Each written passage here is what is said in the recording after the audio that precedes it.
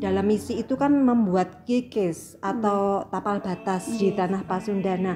Itu divisualkan juga dengan membuat rakit atau formasi yang diagonal, dan itu tidak pernah ada di dalam Bedoyo sebelumnya. Di situ penggambaran suasana stasiun, ada denting khas stasiun itu yang kita masukkan ke dalam gending tersebut. Kayaknya aku pernah tahu. Nah, itu. Buat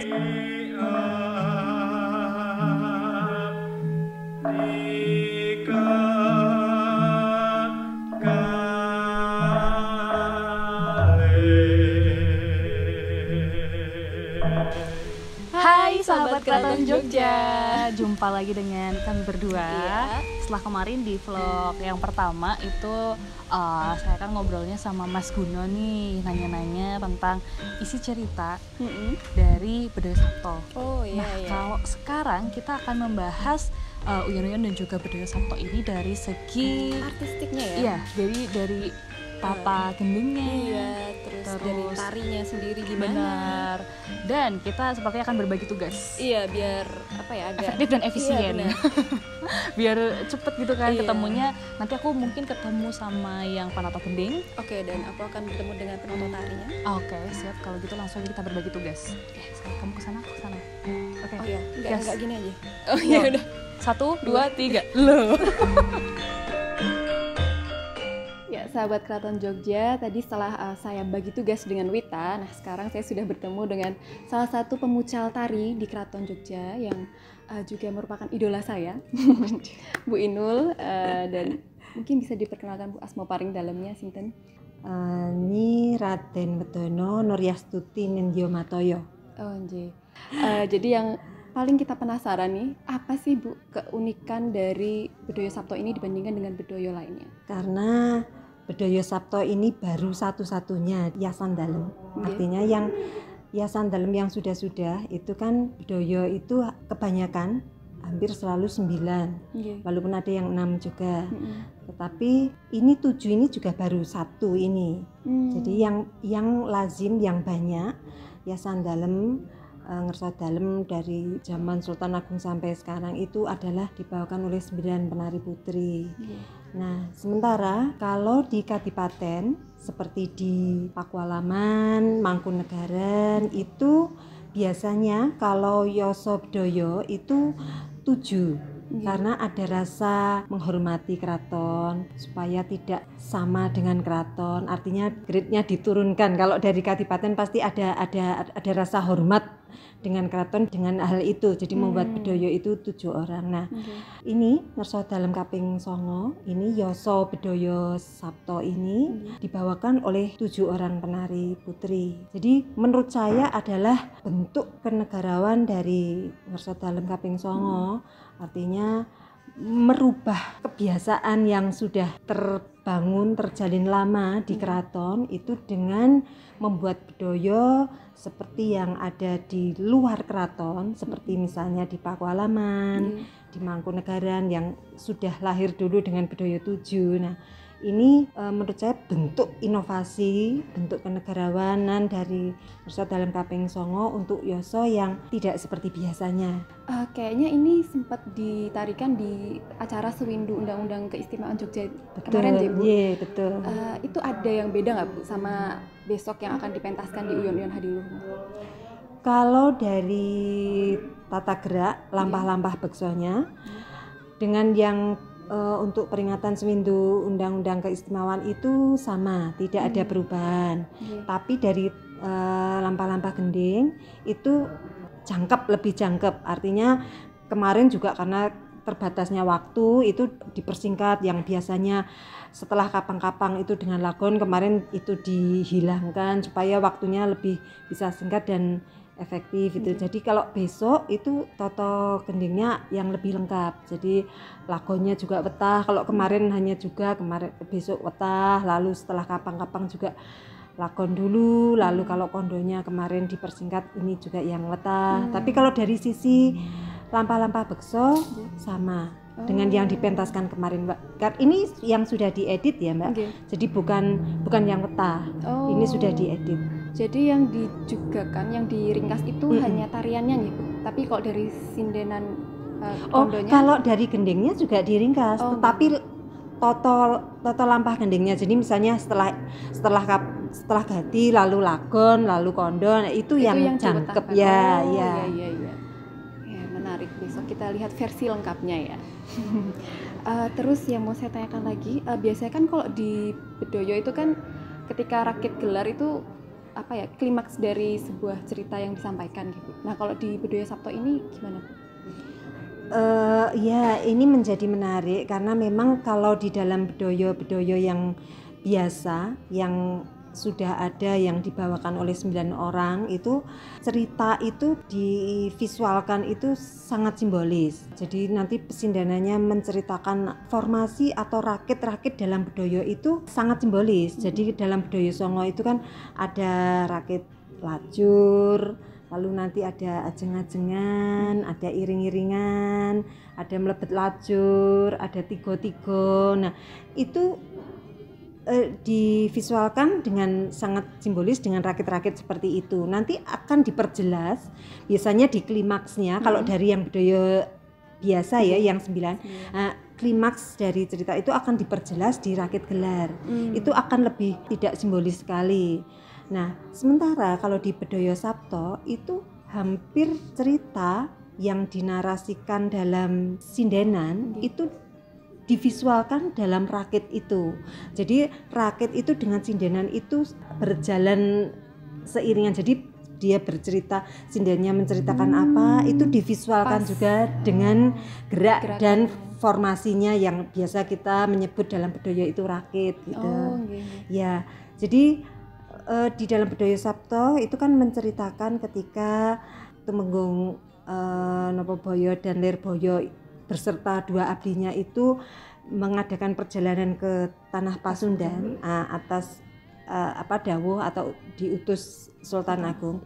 Nah dalam perjalanan itu diceritakan menyusuri Sungai Ciliwung. Nah itu nanti akan sampai Cihaya dan sebagainya. Nah, itu divisualkan dengan ada formasi yang nanti 3 itu jengkeng dan 4 itu menceritakan Tumenggung Nopoboyo Lirboyo dan 2 abdi itu akan berjalan menyusuri Sungai Ciliwung itu. Nah itu nanti akan lebih jelas di sana. Lalu juga ketika dalam misi itu kan membuat kikis atau tapal batas di tanah Pasundan. Nah itu divisualkan juga dengan membuat rakit atau formasi yang diagonal dan itu tidak pernah ada di dalam bedoyo sebelumnya. Sementara kan bedoyo sebelumnya kan biasanya kan flat sekali, hanya kanan kiri depan. Nah, itu ada sebuah garis diagonal itu yang tidak pernah ada di bedoyo-bedoyo sebelumnya. Dan garis diagonalnya itu membentuk angka 7 juga ya, seperti Bedoyo Sabto 7. Wah, menarik sekali. Jadi besok bisa ngelihat gerakannya, terus mendengarkan sindenannya gitu, kayaknya menarik sekali ya.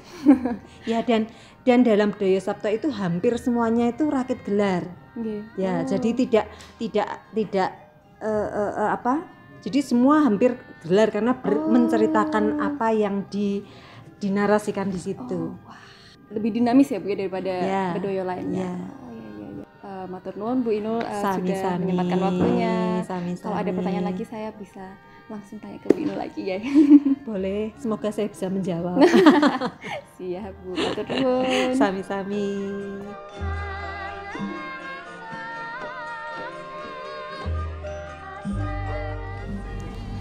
Nah, ini nih kayaknya orangnya nyangkut di sini nih sahabat Keraton Jogja. Nuwun sewu. Monggo Mas Matuku. Saya cari-cari dari tadi. Anu batik ya mendika. Asik nggih. Lihat proses batik. Nah, tapi ini saya jadi loh Mas mau nanya-nanya tentang gending untuk uyon-uyon. Oh, nggih monggo silahkan. Nah, kalau di sana aja gimana nggih? Monggo boleh. Sebatas gak Nggih, monggo. Monggo. Nggih. Matur nuwun Ibu. Nggih.